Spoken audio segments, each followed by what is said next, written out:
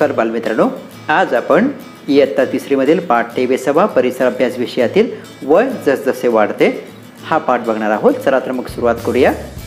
बघा, इथे पहिलं चित्र दिलं आपल्याला, सांगा पाहू या चित्रातील मुलाच्या आईचा वेश कोणता आहे। चित्रातील मुलाच्या आईचा वेश आपल्याला विचारलाय, आपल्याला सहज पण सांगता येईल मुलाची आई साडी नेसली आहे। मुलाच्या आईचा वेश साडी असा आहे। ताईचा वेश कोणता आहे? ताईचा वेश कोणता आहे? ताईने चुडीदार ड्रेस परिधान केलेला आहे। या चित्रावरती आणखी प्रश्न विचारले आपल्याला, आजोबांच्या अंगात कोणत्या रंगाचा शर्ट आहे? अगदी बरोबर, आजोबांच्या अंगात पांढऱ्या रंगाचा शर्ट आहे।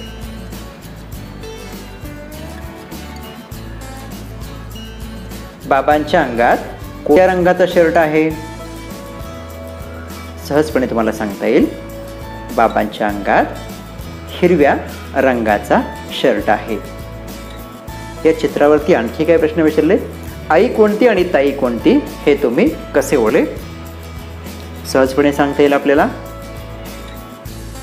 आई आणि ताई यांच्या वेशातील फरक तसेच त्यांच्या वयावरून आई कोणती आणि ताई कोणती हे ओळखले। आणखी एक प्रश्न विचारले, या चित्रावर आधारित आजोबा कोणते आणि बाबा कोणते हे तुम्ही कसे ओळखले? हे सुद्धा आपल्याला सहजपणे सांगता येईल। त्याच प्रकारे आजोबांचा चेहरा पांढरे केस आणि बाबांचा चेहरा काळे केस तसेच दोघांच्या कपड्यातील फरक, पोशाखात फरक यावरून आम्ही हे ओळखले असं आपल्याला सहजपणे सांगता येईल।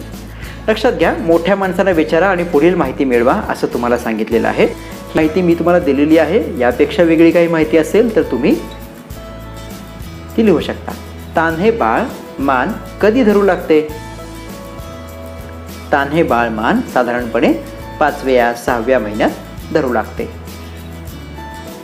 पुढचा प्रश्न काय विचारलाय आपल्याला, मोठ्या माणसांकडे माहिती घ्यायची आहे, पण आता आपल्या शाळा सुरू नाही आहेत त्यामुळे ही उत्तरं तुम्हाला डायरेक्ट मिळत आहेत। यापेक्षा वेगळे उत्तर असतील तर तुम्ही लिहू शकता।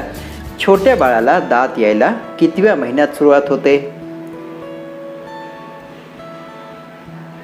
छोट्या बाळाला दात यायला साधारणपणे 7व्या ते 8व्या महिन्यात सुरुवात होते। छोटी बाळे पालथी पडायला कधी सुरुवात करतात? छोटी बाळे पालथे पडायला 6व्या किंवा 7व्या महिन्यात सुरुवात करतात।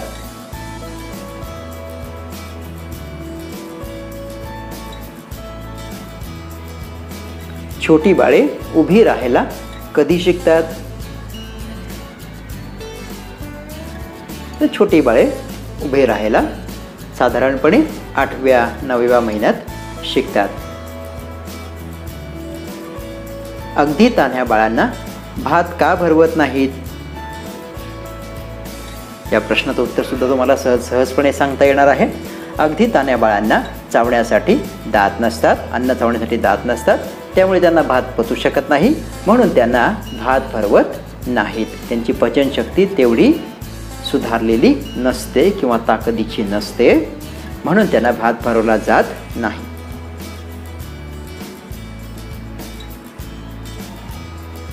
तान्ह्या बाळांना कडेवर का घ्यावे लागते? त्यांना कडेवर का घ्यावे लागते? तान्ह्या बाळाच्या शरीराची पूर्णपणे वाढ झालेली नसते, त्यांच्या पायाची हाडे मजबूत झालेली नसतात, त्यांना स्वतंत्र हालचाल करणे अशक्य असते, म्हणून त्यांना कडेवर घ्यावे लागते। बाळाची वाढ म्हणजे काय आपण ते पाहू। बघा, लक्षात घ्या, घरामध्ये इवलसं बाळ जन्माला येतं, घरादाराला आनंद होतो।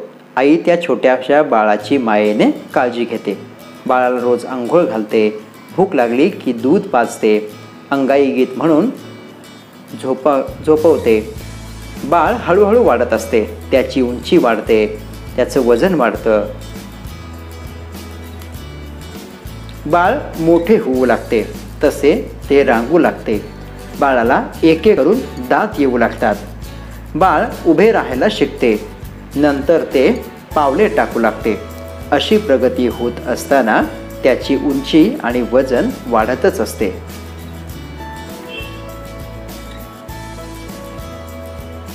बाळ आधी आईला ओळखायला शिकते, मग ते घरातील इतरांना ओळखू लागते. दुधाबरोबर वेगळा आहार घेऊ लागते. आई दूध भात भरवू लागते. हळूहळू ते बोलायला शिकते. मुलगा असो वा मुलगी, वाढ होताना निसर्ग दोघांमध्ये काहीही भेदभाव करत नाही, हे नेहमी लक्षात ठेवा. आणखी मोठे झाले की ते बाळ राहत नाही. छोट्या मुलाचा मोठा मुलगा होतो आणि छोट्या मुलीची मोठी मुलगी होते.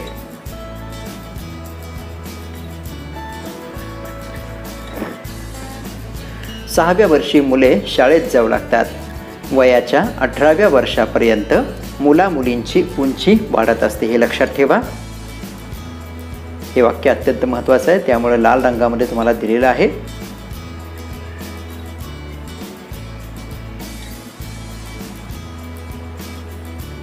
सर्वसाधारणपणे वयाच्या 40व्या वर्षापर्यंत प्रकृती उत्तम राहते.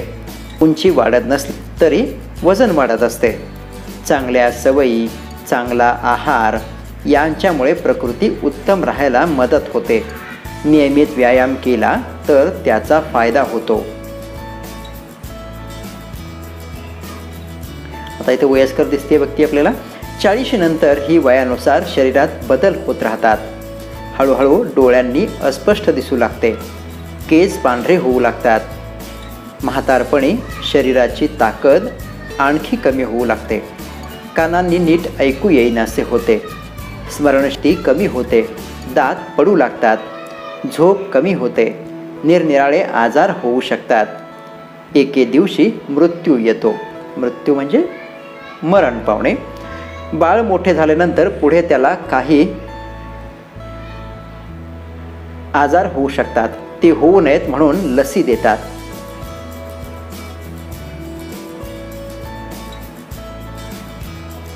कोणती लस कधी द्यायची हे ठरलेले असते. प्रत्येक बालकाला लसी देणे गरजेचे आहे. कोणकोणत्या लसी असतात याविषयी माहिती तुम्हाला तुमच्या आईवडिलांकडून मिळवायची आहे. आता इथं आपल्याला आंब्याच्या झाडांची 3 चित्र दिसत आहेत. हे पहिलं चित्र आहे. त्याच्यानंतर पुढं आपल्याला दुसरं चित्र दिसेल आणि त्यानंतर आपल्याला तिसरं चित्र दिसेल. आता या चित्रांच्या बाबतीत आपला प्रश्न काय विचारला आहे लक्षात घ्या. या चित्रांच्या बाबतीत आपल्याला असा प्रश्न विचारला आहे की ही जी चित्र आहेत ती पाहून आपल्याला असं सांगता येईल का की सगळ्यात पूर्वीचं त्याचं चित्र कोणतं आहे, सगळ्यात अलीकडचं चित्र कोणतं आहे, सगळ्यात मधलं चित्र कोणतं आहे. एकाच आंब्याच्या झाडाची ही 3 चित्र आहेत. सगळ्यात पूर्वीचं चित्र कोणतं असेल, सगळ्यात अलीकडचं चित्र कोणतं असेल, मधल्या काळातील चित्र कोणतं असेल आणि हे सर्व तुम्ही कसं ओळखलं हे त्यांनी विचारलं आहे. याचं उत्तर तुम्ही स्वतः द्यायचं आहे. लक्षात घ्या, वनस्पतींची वाढ काळानुसार जसे माणसात बदल होतात तसे ते वनस्पतींमध्ये होत असतात. बीजांकुरण झाले की नवी वनस्पती निर्माण होते. तिची वाढ होण्यासाठी अंकुर मातीत रुजावो. मगच अंकुरापासून तयार झालेले रोप जोम धरते. मातीतले पाणी आणि काही पोषक पदार्थ रोपाला मिळतात. पानांमध्ये अन्न तयार होऊ लागते. वनस्पती वाढू लागते. मग वनस्पतीला नवीन नवीन पाने फुटतात. इथपर्यंत वनस्पती वाढते असं नाही, त्याच्या पुढे वनस्पतीची वाढ होत असते. वनस्पतीची उंचीही वाढू लागते. योग्य वाढ झाली की वनस्पतीला फुले येऊ लागतात. फुलांपासून फळे तयार होतात. या फळांमध्ये बिया असतात. त्यांच्यापासून आणखी तशाच वनस्पती पुन्हा निर्माण होतात. झाडांना सतत ऊन, वारा, पाऊस यांना तोंड द्यावे लागते. कधी खोडावर कीड पडून ती वाढू लागते. त्यामुळे झाड आणखी दुबळे होते. शेवटी एखाद्या दिवशी खोड तुटते, झाड खाली पडते. झाडाचा शेवट होतो. सर्व वनस्पतींचा शेवट होतो, पण त्याची कारणे वेगवेगळी असतात. आता नवीन शब्द आपल्याला शिकायचा आहे. नवीन शब्द शिका. बीजांकुरण. वनस्पतींच्या बियांना कोंब फुटतो, त्याला अंकुर असे म्हणतात. म्हणून कोंब फुटण्याला बीजांकुरण असे म्हणतात. हे लक्षात ठेवा. आता या पाठामध्ये आपण काय शिकलो ते आपल्याला बघायचं आहे. पाठामध्ये आपण काय काय शिकलो. बाळाच्या वाढीचे व प्रगतीचे काही ठराविक टप्पे असतात. वयाच्या 18व्या वर्षांपर्यंत व्यक्तीची वाढ होत असते. वयाच्या 40 नंतर व्यक्ती म्हातारपणाकडे झुकू लागते. माणसाप्रमाणे वनस्पतींमध्येही वयानुरूप बदल होतात. आणखी काय शिकलो आपण या धड्यामध्ये, या पाठामध्ये? बघूया आणखी काही मुद्दे आहेत जे आपण शिकलो. मातीत बीची टप्प्याटप्प्याने वाढ होते. बीजांकुरणापासून वनस्पतींच्या वाढीचे विविध टप्पे असतात. वनस्पतींची ही उंची व ताकद वाढते. माणूस असो किंवा वनस्पती, त्यांचा एखाद्या दिवशी शेवट होत असतो. नेहमी लक्षात ठेवा म्हणून सांगितलंय. काय लक्षात ठेवायचं आपल्याला ते आपण बघूया. काय लक्षात ठेवायला सांगितलंय आपल्याला? प्रकृती उत्तम ठेवण्यासाठी नियमित व्यायाम आणि योग्य आहार महत्त्वाचे आहेत. आता यानंतर या पाठाचा स्वाध्याय सुद्धा आपल्याला बघायचा आहे.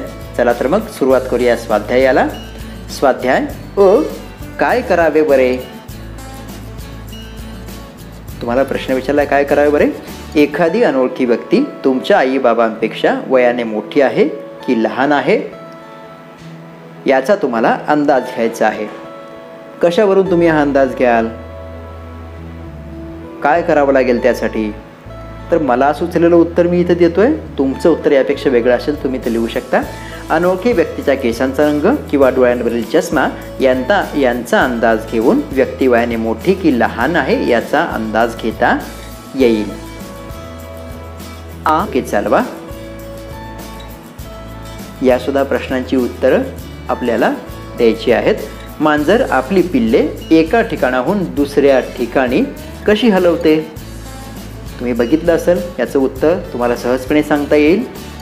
अगदी बरोबर. मांजर आपल्या पिलांच्या मानेला अलगदपणे जबड्यातील दातांनी पकडते आणि पिलांना एका ठिकाणाहून दुसऱ्या ठिकाणी हलवते.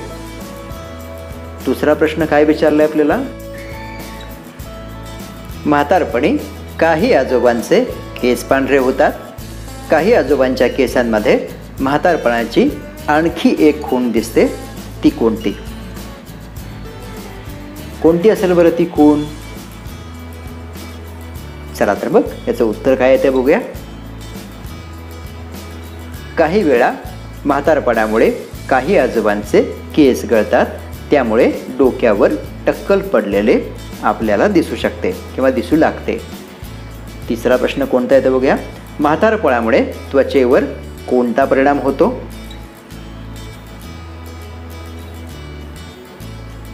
म्हातारपणामुळे त्वचेवर सुरकुत्या पडतात. चौथा प्रश्न कोणता येतो तो बघूया.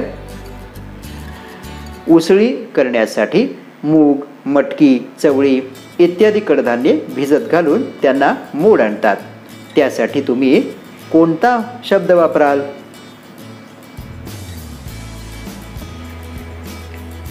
कोणता शब्द वापरणार आपण?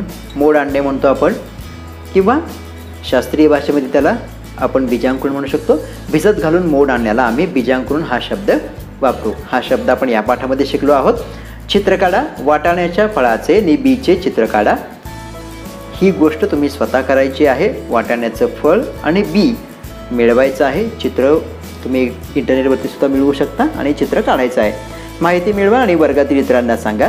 आंबा, चिक्कू, लिंबू, आवळा, चिंच, पावटा यापैकी कोणत्याही वनस्पतीचे एक फळ घ्या. त्याचे चित्र काढून रंगवा. त्यात किती बिया होत्या ते निरीक्षण करून चित्राखाली लिहा. तुम्हाला मिळालेली माहिती वर्गात इतरांना सांगा. हे सुद्धा तुम्ही घरामध्ये करायचं आहे. गाळलेले शब्द भरा. घरात बाळ जन्माला येते त्याचा घर टिंब टिंब होतो. काय होत असेल रे घरादाराला? अगदी बरोबर, आनंद. मी वरती लिहिलेला शब्द तुम्ही रेषेलाच लिहायचा आहे आणि त्या शब्दाखाली 2 रेषा मारायच्यात, अंडरलाईन करायचं आहे. नियमित टिंबटिंब केला तर त्याचा फायदा होतो. नियमित व्यायाम. तिसरा आकडा कोणता येतो बघूया. फुलांपासून टिंबटिंब तयार होतात. फुलांपासून काय तयार होतात? फुलांपासून फळे तयार होतात. थोडक्यात उत्तरे द्या. मुला मुलींची उंची वयाच्या कितीव्या वर्षापर्यंत वाढते?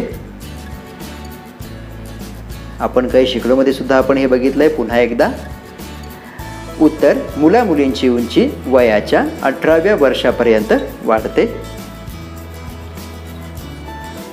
प्रश्न दुसरा काय येतो याच्यातला बघूया, थोडक्यात उत्तर द्या मधला. प्रकृती उत्तम राहण्यासाठी कोणत्या गोष्टींची मदत होते?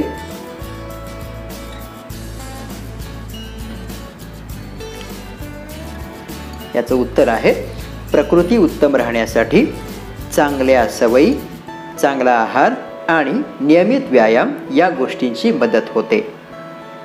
यातला तिसरा प्रश्न बघूया आपण. वनस्पतीला फुले कधी येऊ लागतात?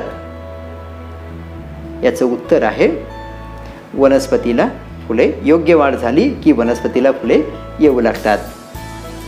पुढचा प्रश्न कोणता येतो तो बघूया. पुढचा प्रश्न आहे, चूक की बरोबर ते सांगा. चूक की बरोबर ते सांगा. 1. वाढ होताना बाळाच्या वजनात आणि उंचीत वाढ होते. हे चूक आहे की बरोबर? बरोबर. हे वाक्य जे आहे ते बरोबर आहे. याचं उत्तर आपण त्याच्या खाली लिहिलंय. मला जागा नाहीये म्हणून मी खाली लिहिलंय, तुम्ही याच्यासमोर त्याचं उत्तर देऊ शकता. वयाच्या 17व्या वर्षापर्यंत प्रकृती उत्तम राहते. हे उत्तर चूक आहे. चूक. अंकुर मातीत रुजला नाही तरी रोग जोम धरते. याचं उत्तर चूक असं आहे, ते आपण लिहूया. हा संपूर्ण स्वाध्याय तुम्हाला तुमच्या वहीमध्ये लिहून काढायचा आहे आणि पाठ वाचून मग स्वाध्याय लिहायचा आहे. मातीतले पाणी आणि काही पोषक पदार्थ रोपाला मिळतात. याचं उत्तर आहे बरोबर. हे वाक्य बरोबर आहे. लिहूया आपण. संपूर्ण स्वाध्याय सोडवा. धन्यवाद.